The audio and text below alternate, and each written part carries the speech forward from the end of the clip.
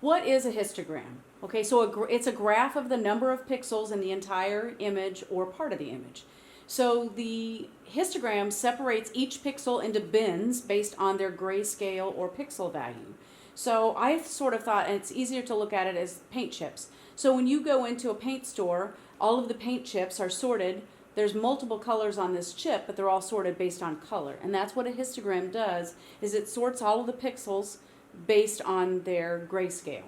And when you do a histogram modification or histogram stretching, you're altering the brightness and the contrast. So basically you're stretching this out, and maybe you're changing the color of here, maybe the shades of that are on the paint chip, or you're adding more variations to that.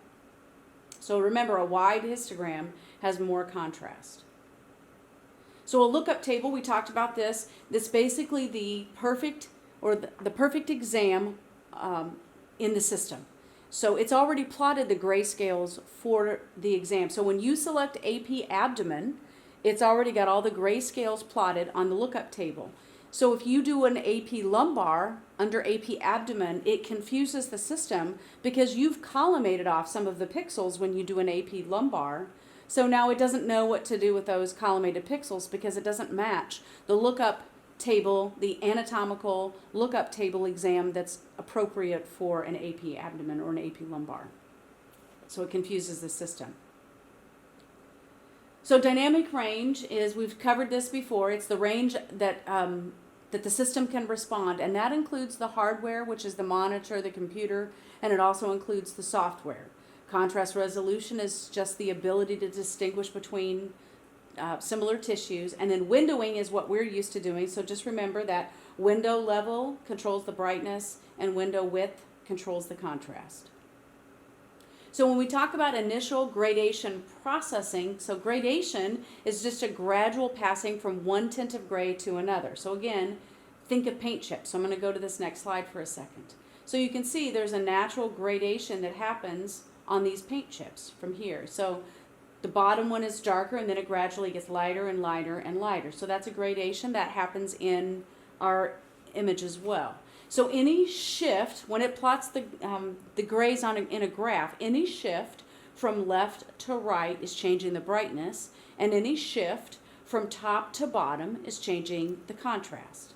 So gradation processing changes, again, changes the brightness and contrast of the image. And all of these changes are happening in the intensity domain because it's changing the gray levels. Okay, so it's altering the histogram, which we're going to talk about again next semester.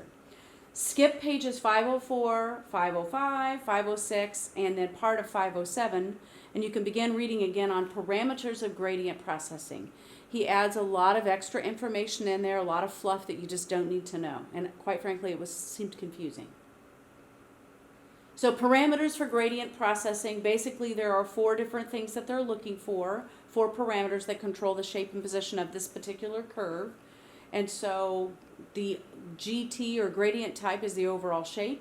Gradient shift, again, it adjusts the overall brightness for the entire pixel range from right to left. So gradient angle adjusts the overall contrast. So that's from top to bottom. So slopes that are greater than 45 degrees will increase the contrast, which means it's going to be more black and white. So I always think of this as skiing. If you're skiing, snow skiing on a steep slope, there's not a lot of room for error. It's black and white. You either know how to ski or you don't. And if it's a slope that's less than 45 degrees, then it's going to be there's going to be more gray area. So more people are going to be able to ski on that. Data clipping is what happens when you manipulate the window and level or the brightness and contrast beyond the dynamic range and the bit depth limit of the system. So in short, you need to be careful how much you change the brightness, the window level, and the contrast or the window width, because you may lose some of the pixel values. So this means if you window too much, the radiologist is not going to be able to manipulate the image once you send it to them in packs, and you could actually clip, you could have clipped or lost some of the information.